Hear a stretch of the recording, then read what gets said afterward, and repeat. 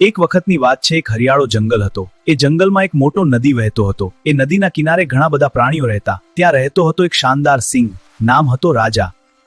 હાય સિંહભાઈ, તમે કેટલા મજબૂત છો? તમે મારા મિત્ર બનશો? આ જંગલમાં દરેકને મિત્ર બનવાનો હક છે. નમસ્તે, હું મોટું છું. નમસ્તે મોટું, હું આ રાજા છું.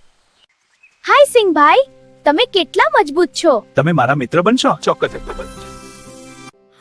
હા, કેમ નહીં? મિત્રતા માટે શક્તિ નહીં, દિલ જોઈએ. બિલકુલ સાચું મિત્ર. હા. અરે, નવો મિત્ર આવ્યો છે. હા, આપણી સાથે જોડાઈ ગયો. તારું નામ શું છે? ડર નહીં, હું થોડો ડરલો છું. શું હું પણ તમારો મિત્ર બની શકું? હા, ચોક્કસ. અમે તને આનંદથી આપણી સાથે રાખીશું.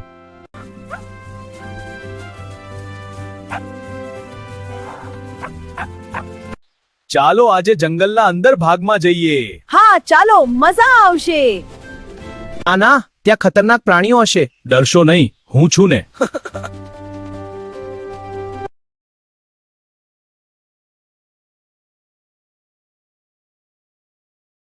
મુશ્કેલી આવી.